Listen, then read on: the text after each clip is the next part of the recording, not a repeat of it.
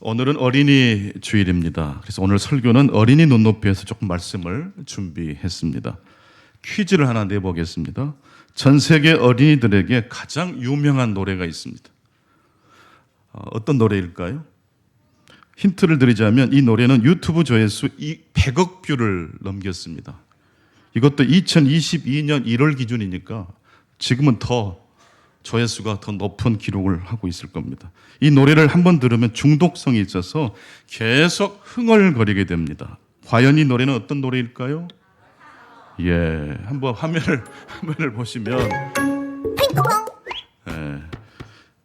아기 상어라는, 이게 원래 그 미국 동요 비슷한 노래였는데 우리나라 애니메이션에서 이 노래를 가지고 와서 그 노래를 만들었는데 아주 대히트를 했다고 합니다. 박수 치려면 확실히 칩시다.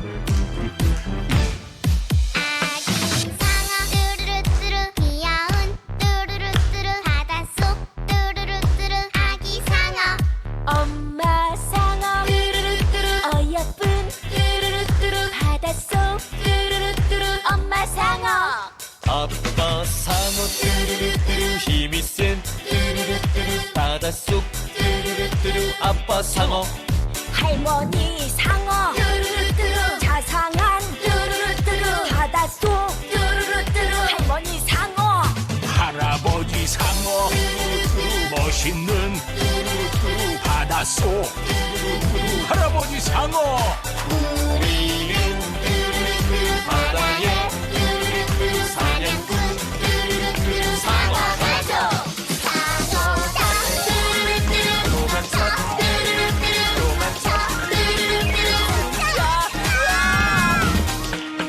살았다 언제까지 해야 될까?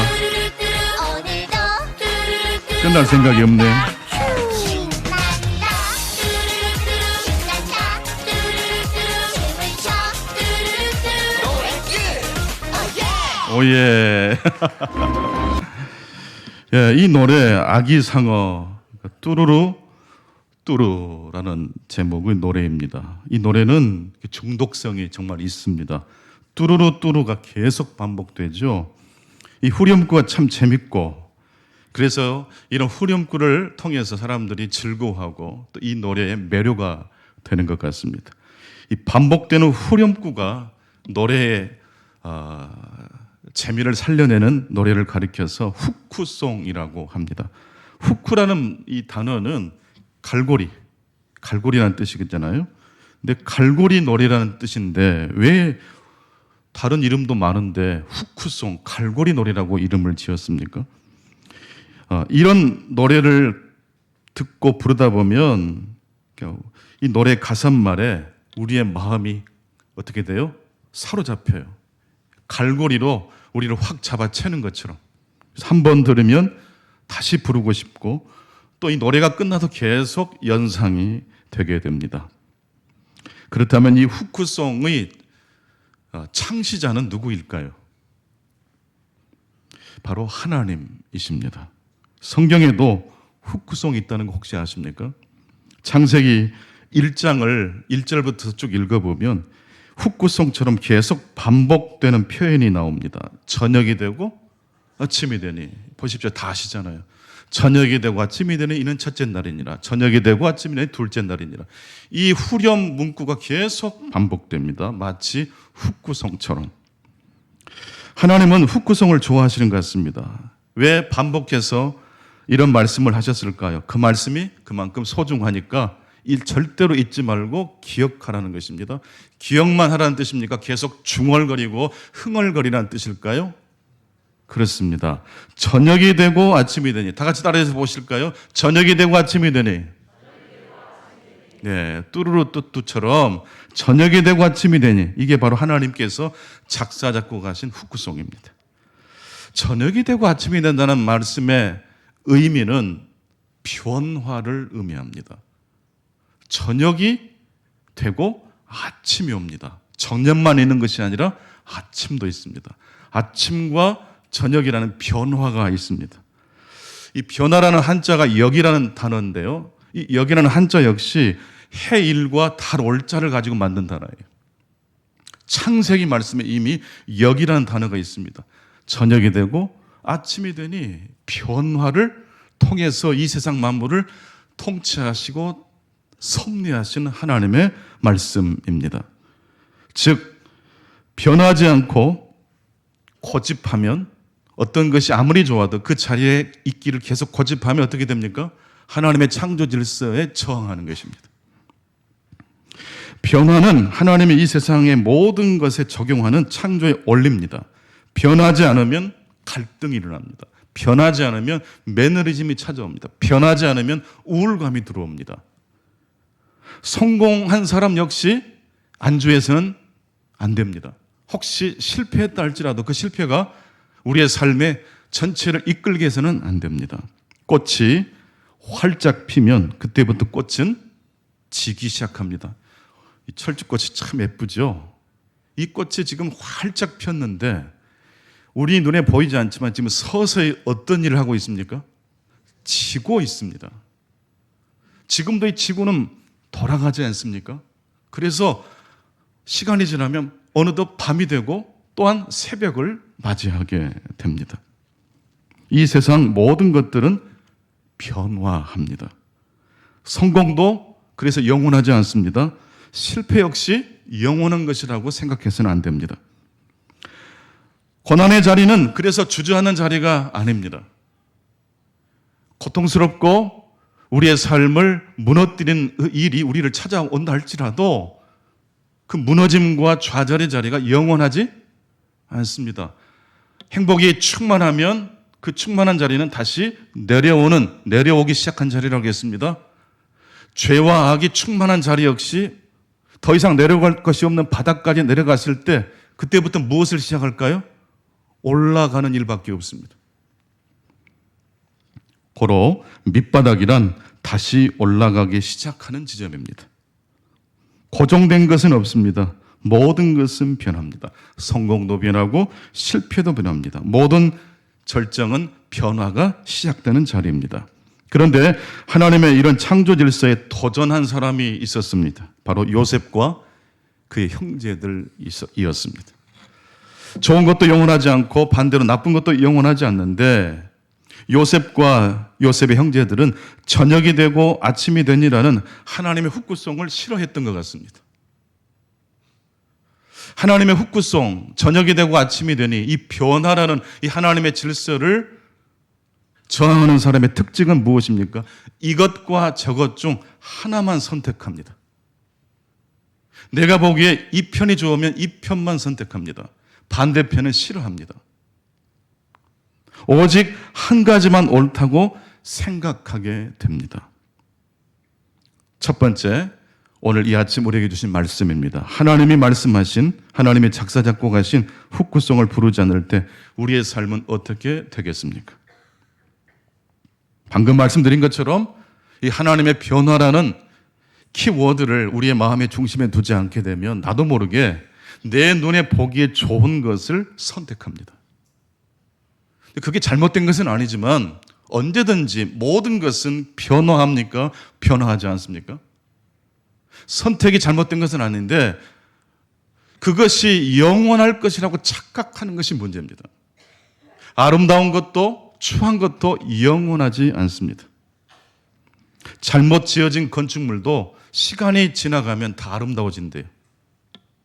처음에는 마음에 들지 않은데 이게 시간이 쌓이고 쌓이면 어느덧 시간이 켜켜이 쌓여져서 건물이 멋스러워진다는 것입니다. 이것과 저것 중에서 하나만 옳다고 고집할 때 무슨 일이 벌어지겠습니까? 야곱은 라헬을 참 사랑했습니다. 그래서 라헬이 낳은 요셉을 특별히 더 사랑했던 것 같습니다. 다른 자녀들에게는 입히지 않았던 이 채색 옷을 요셉에게만 야곱이 입혔습니다. 이 채색 옷은 단순히 예쁜 옷이란 뜻이 아니고 장자권을 염두에 둔 뜻입니다. 형님들이 있는데 다 제껴버리고 라헬이 낳은 요셉을 편애했던 것입니다. 하지만 여러분, 이 세상에 영원한 것은 있습니까? 없습니까? 없어요. 채색 옷도 영원할 수 없습니다. 모든 절정은 내리막이라고 말씀드렸습니다. 하지만 요셉은 아버지께서 자신을 편애한 그 사랑을 영원할 것처럼 착각했습니다. 그래서 형제들 앞에서 자신의 채색옷을 어떻게 했을까요? 자랑했어요. 드러내놓고 자랑하면 괜찮아요. 은근히 자랑하는 사람이 제일 미워요. 그래서 요셉은 교만했고 형님들의 마음을 자극했습니다. 그 결과 화가 폭발한 형제들은 요셉의 채색 옷을 벗기고 요셉을 구덩이에 던져버렸습니다. 그리고 지나가던 미디안 상인에게 요셉을 노예로 팔아버리고 말았습니다. 요셉은 채색 옷을 입은 사람에서 이제 노예로 전락해버린 것입니다. 여러분, 영원한 것은 있어요, 없어요? 없다니까요. 채색 옷. 이제 나는 장자권을, 아버지의 그 권위에 의해서 나는 이제 장자권을 받게 될 거야. 아버지는 누구보다 나를 사랑해. 그 사랑이 잘못된 것 아닙니다. 그런데 여러분, 그 사랑이 영원하지 않다는 것을 요셉이 알았다면 교만하지 않았겠죠. 요셉과 요셉의 형제들 중 누가 더 나쁜 사람이라고 말할 수 있겠습니까? 한번 생각해 보십시오. 요셉이 나쁠까요? 요셉의 형제들이 더 나쁠까요? 사실 이 질문은 잘못된 질문입니다. 질문을 바꿔야 됩니다. 왜 형제가 형제를 노예로 파는 일이 발생했느냐라고 질문해야 됩니다. 왜 이런 일이 벌어졌을까요? 무슨 노래를 부르지 않았기 때문일까요? 하나님이 작사 작곡하신 훅구송을 부르지 않았기 때문입니다. 저녁이 되고 아침이 되니 모든 것은 변화합니다. 영원한 것은 없습니다. 이 진리를 묵상할 때 이것과 저것 중 하나를 선택하지 않습니다. 성공한 자리에서도 역시 우리는 성공에 안주하지 않습니다. 실패의 자리에 무너졌다 할지라도 실패를 계속 묵상하지 않습니다. 아무리 좋은 것도, 아무리 우리를 괴롭히는 것도 영원한 것은 없기 때문입니다. 두 번째로, 그렇다면 우리가 하나님의 훅구성을 잊어버리지 않고 망각하지 않고 우리의 삶의 자리에서 부를 때 어떤 일이 일어날까요? 형에게 미움을 받게 된 요셉이 드디어 채색 옷이 벗겨지고 구덩이에 빠지고 미디안 상인에게 애굽의 노예로 팔리게 됐습니다. 미디안 상인을 거쳐서 애굽의 노예로 전락한 요셉, 애굽에 가서도 어떤 일이 벌어졌습니까? 바로의 그 경호대장 노예로 들어갔는데 거기에서도 안주인의 눈밖에 나는 바람에 이제는 어떤 자리까지 내려갑니까? 감옥이라는 자리까지 굴러 떨어집니다. 채색 옷이 감옥으로 전락했습니다. 더 이상 내려갈 수 없는 자리까지 곤두박질 쳤다는 이야기입니다. 그런데 계속해서 반복해서 말씀드립니다. 모든 것은 변합니까? 변하지 않습니까? 변합니다. 고정된 것은 없습니다. 그렇다면 하나님의 이 진리, 하나님의 훅구송은 언제 부를 수 있을까요? 언제 또한 불러야 될까요? 일이 잘 풀릴 때만 불러야 됩니까? 일이 그르치고 우리의 삶의 인생이 바닥으로 무너졌을 때 이 훅구송 부를 수 있습니까? 부를 수 있습니다. 언제 어디서나 하나님의 진리는 노래할 수 있고 반복할 수 있습니다. 그렇다면 이 하나님의 훅구송을 행복할 때만 부를 필요는 없습니다. 어린이 주일만 부를 필요도 없습니다. 언제라도 불러야 됩니다. 저녁이 되고 아침이 되니. 다시 한번 해보실까요? 저녁이 되고 아침이 되니. 잠자리에 들 때에 내일 아침이 온다는 희망을 가지고 잠자리에 드는 사람과 내일 염려를 한가득 가슴에 품고 자는 사람은 삶의 질이 달라질 것입니다. 드디어 요셉은 더 이상 내려갈 곳이 없는 감옥에서 하나님을 부릅니다. 하나님의 훅구송을 부릅니다. 모든 것은 변한다. 영원한 것은 없다. 이런 진리가 마음속에 새겨진 순간 요셉은 부정적인 생각에서 긍정적인 생각으로 생각을 전환합니다. 여러분, 희망을 갖는다는 게 그렇게 중요합니다. 감옥에 갇혀있는 요셉, 언제 죽어도 죽을 수밖에 없는 운명에 놓여진 요셉, 모든 걸 다 포기해도 포기할 만한 그 상황 속에서 요셉은 어떻게 합니까? 다른 사람의 어려운 이야기를 들어주는 사람으로 바뀌어집니다. 바로의 술 맡은 관원장, 떡 맡은 관원장, 바로의 최측근이 무슨 잘못을 했는지 감옥에 들어와 있어요. 근데 요셉은 이제 하나님의 훅구성을 부르면서 눈빛이 살아납니다. 옆에서 무슨 이야기를 하는지 듣게 됩니다. 그리고 자신이 할 수 있는 최선의 선택과 일을 합니다. 그것이 무엇입니까? 술 맡은 관원장의 꿈을, 떡 맡은 관원장의 꿈을 어떻게 해줬죠? 해몽해 줬습니다. 그것이 끈이 돼서 나중에 요셉이 어떤 자리까지 올라갑니까? 애굽의 총리 대신까지 되고 맙니다. 성도 여러분, 지금 여러분들은 어떤 자리에 계십니까? 행복하고 즐거운 자리에 계십니까? 아니면 괴롭고 곤고한 자리에 있다고 생각하십니까? 행복한 자리든지 곤고한 자리든지 하나님의 진리를 붙들고 노래하실 수 있기를 바랍니다. 하나님의 훅구성을 부르는 사람은 이것과 저것 중 하나를 선택하는 사람이 아니라 이것뿐 아니라 저것도 선택하는 사람이 됩니다. 믿음이 없을 때는 내가 생각할 때 이것만 좋은 것 같고 이것만 있으면 행복할 것 같은데 하나님의 진리가 내 가슴에 들어오면 이것도 저것도 둘 다 하나님이 사용하신다는 것을 알게 됩니다. 즉 하나님은 오르막일 때도 함께 하시고 우리 인생이 내리막일 때도 함께 하십니까? 크게 아멘해 보실까요? 천국의 사다리를 천사가 어떻게 활용했습니까? 오르락 내리락. 여러분, 이것만 좋은 게 아니라 저것도 하나님이 사용하십니다. 올라가는 길도 하나님이 사용하시고 내려가는 길도 하나님이 사용하신다는 말씀입니다. 그래서 우리의 삶의 자리가 어떤 자리일지라도 우리는 하나님을 노래할 수 있고 희망과 소망 가운데 내가 지금 할 수 있는 일을 발견할 수 있습니다. 무거운 생각, 두려운 생각 털어버리시고 하나님의 말씀, 하나님의 은혜의 자리로 나오실 수 있기를 바랍니다. 세 번째 마지막으로 애굽의 총리가 된 요셉은 형제들 앞에서 무엇을 보았습니까? 창세기 45장 1절로 5절 말씀을 보게 되면 애굽의 총리가 된 요셉이 자신 앞에 무릎을 꿇고 있는 형님들을 보고 하나님의 진리를 발견하고 있습니다. 창세기 45장 1절로 5절 말씀 같이 읽겠습니다. 시작. 요셉이 시종하는 자들 앞에서 그 정을 억제하지 못하여 소리질러 모든 사람을 자기에게서 물러가라 하고 그 형제들에게 자기를 알리니 그때 그와 함께한 다른 사람이 없었더라. 요셉이 큰 소리로 우니 애굽 사람에게 들리며 바로의 궁중에 들리더라. 요셉이 그 형들에게 이르되 나는 요셉이라. 네 아버지께서 아직 살아계시니까. 형들이 그 앞에서 놀라서 대답하지 못하더라. 요셉이 형들에게 이르되 내게로 가까이 오소서. 그들이 가까이 가니 이르되 나는 당신들의 아우 요셉이니 당신들이 애굽에 판 자라. 당신들이 나를 이곳에 팔았다고 해서 근심하지 마소서, 한탄하지 마소서. 하나님이 생명을 구원하시려고 나를 당신들보다 먼저 보내셨나이다. 아멘. 요셉은 지금 더 이상 올라갈 곳이 없는 자리까지 올라간 사람이 되었습니다. 절정의 자리입니다. 근데 이 절정의 자리에서 요셉이 무슨 말을 하고 있습니까? 내가 이래봬도 너희들을 내가 마음만 먹으면 다 죽일 수 있어. 자신의 절정의 자리를 뽐내고 있습니까? 과거 채색옷을 뽐낸 것처럼 그 절정을 뽐내고 다른 사람을 시기 질투나게 하고 있습니까? 아니면 하나님을 바라보고 있습니까?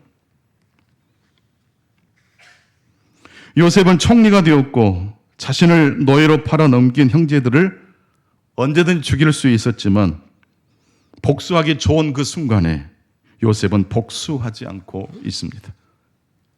오히려 요셉은 원래 아마 그런 생각이 좀 있었을 것 같아요. 형님들을 적어도 조금 힘들게 하고 고통을 겪게, 그런 마음이 아마 없었을 수는 없었을 것 같아요. 그런데 막상 형님들을 딱 본 순간 하나님의 음성이 들리는 거예요. 네가 총리 대신에 된 것이 무슨 이유라고 생각하느냐? 너의 개인적인 염원과 성공이라고 생각하느냐? 아니면 이스라엘 전체를 구원하기 위한 섭리라고 생각하느냐? 창세기 45장 4절, 5절 말씀을 다시 한번 읽어보실까요? 화면을 보면서 읽겠습니다. 먼저 창세기 45장 4절 하반절입니다. 시작. 나는 당신들의 아우 요셉이니 당신들이 애굽에 판 자라. 나는 당신들의 아우 요셉이니 당신들이 애굽에 판 자라. 얼마나 지금 섬뜩한 말입니까? 요셉의 형들이 요셉으로부터 이 말을 들었을 때 얼마나 무너졌겠어요. 아, 우리는 죽었구나. 이제 우리는 끝났구나. 그런 생각했을 거예요. 그런데 그 다음 구절을 읽어보세요. 45장 5절입니다. 시작. 당신들이 나를 이곳에 팔았다고 해서 근심하지 마소서, 한탄하지 마소서. 하나님이 생명을 구원하시려고 나를 당신들보다 먼저 보내셨나이다. 성공과 실패를 뛰어넘는, 이것과 저것을 뛰어넘는 제3의 길이 요셉의 눈에 들어오기 시작합니다. 그것은 바로 하나님의 드라마, 하나님의 구원의 계획입니다. 오늘 신약의 본문에도 변화를 추구했던 한 어린아이가 나옵니다. 5천 명이 밥을 굶으면서까지 하나님의 말씀, 진리를 선포하시는 예수님의 발 밑에서 하나님 말씀을 경청하다가 밥대를 놓쳤어요. 이 소녀는 어머니가 싸주신 도시락을 가지고 이 집회에 참석했던 것 같아요. 하지만 이 소녀는 그 도시락을 누구에게 드립니까? 예수님께 드립니다. 어떻게 이 어린아이가 그런 생각을 할 수 있었을까 싶습니다. 이것을 옆에서 지켜보던 제자들은 이것은 사실 너무 작아서 이 장정만 5천 명이 넘는 이 사람을 이걸로 어떻게 할 수가 없습니다라고 안 되는 이유를 이야기했습니다. 200데나리온이라는 돈을 가지고 와도 이 사람들을 먹일 수 없습니다. 부정적 이야기만 늘어놓습니다. 그러나 예수님께서는 그 아이의 도시락을 축사하시고 사람들을 소그룹으로 앉게 하신 다음에 그 떡을 나누어 주었더니 5천 명이, 장정들만 5천 명이 배부리 먹고 부스러기가 몇 광줄이 나왔어요? 12광줄이나 모아졌어요. 근데 이 5천 명 속에 이 도시락을 예수님께 드렸던 어린아이도 포함됩니까? 포함되지요. 내가 먹지 않고 예수님께 드렸어요. 나는 얼마나 배가 고프겠어요. 근데 결국 배고픈 것으로 끝나지 않고 결국 이 아이도 배부르게 먹었어요. 전도서 11장 1절 말씀, 내 떡을 물 위에 던져라. 여러 날 후에 다시 찾게 될 것이라. 미국의 어느 교회에서 예배당 건축을 결정하고 성도들에게 이제 헌금, 모금을 이제 작정하게 되었는데 어른들이, 그 교회는 굉장히 부유한 사람들이 많이 살았기 때문에 사실 조금만 노력하면 융자하지 않고도 금방 예배당을 건축할 수 있는 교회였는데 사람들이 미적미적하고 있었어요. 그런데 이때 한 소년이 목사님께 자신이 준비한 헌금과 함께 편지를 썼어요. 건축을 하게 돼서 목사님이 너무 기뻐요. 제가 헌금을 준비해서 동봉합니다. 물론 그 헌금은 동전입니다. 500원짜리 우리 돈으로 환산하면 500원짜리 동전 헌금하면서 또 이 아이가 추신이라고 그 편지 끝에 이렇게 말을 했어요. 더 필요하시면 언제든지 말씀하세요. 여러분, 이 아이가 오병이어를 하나님께 드렸잖아요. 근데 이 아이의 편지를 예배 시간에 목사님이 낭독했더니 어른들이 껄껄껄 웃었어요. 긴장이 다 풀렸어요. 그래, 우리가 다 마음 먹은 게 있는데 이 아이가 몇 천만 원을 헌금했으면 이런 일이 벌어졌을까요? 오병이어 작은 것을 주님께 드렸기 때문에 이런 기적이 일어나는 거예요. 요셉은 이제 총리 대신이 되었습니다. 단순히 높은 지위에 오른 게 아니라 이것과 저것을 모두 사용하시는 하나님의 진리를 터득한 사람이 된 것입니다. 하나님은 이것만 사용하십니까? 저것만 사용하십니까? 이것과 저것을 모두 다 사용하십니까? 다시 한번 묻습니다. 하나님은 이것만 사용하실까요? 저것만 사용하실까요? 아니면 이것과 저것 모두를 사용하신 하나님이십니까? 성가대원들 너무 감사합니다. 남편이 속을 썩일 때도, 자녀들에게 실망했을 때도 우리는 변화할 수 있다고 말씀하신 하나님의 후구성을 부르실 수 있기를 바랍니다. 그럴 때 부정적인 생각이 안개와 같이 우리의 마음을 뒤덮었던 부정적인 생각이 사라지는 거예요. 그래서 바꿀 수 없는 것에 집착하지 않고 바꿀 수 있는 것이 무엇인지를 궁리하기 시작하고, 안 된다, 할 수 없다는 그런 생각을 내려놓고 500원이라도 하나님께 드리는 거예요. 그리고 겁없이 추신, 더 필요하시면 말씀하세요. 언제든지 제 지갑을 열겠습니다.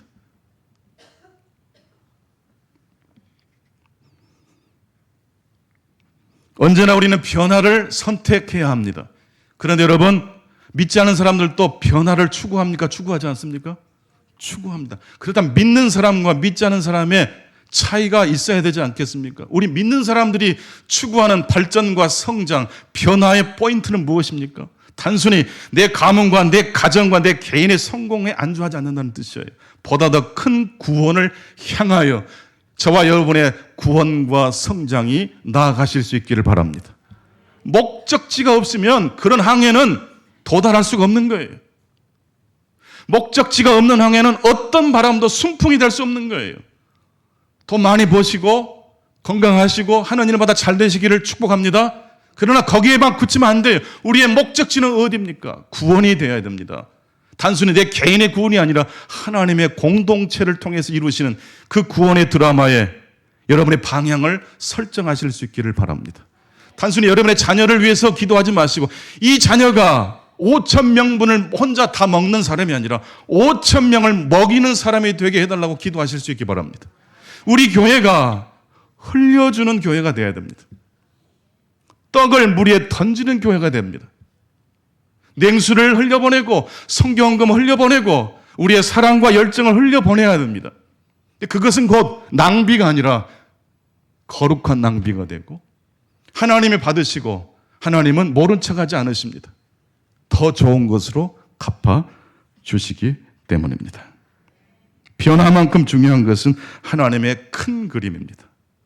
요셉은 그것을 형님들을 보면서 깨달았던 것입니다. 그래서 내가 총리 대신이 된 것은 다 잊어버리고 나를 형님들보다 가족들보다 먼저 보내시는 하나님의 섭리 사건을 깨닫게 되었고, 그렇게 되니까 형님들 나를 억울하게 구덩이에 던지고 노예로 팔아버린 그 일들은 아무것도 아닌 것이 돼요.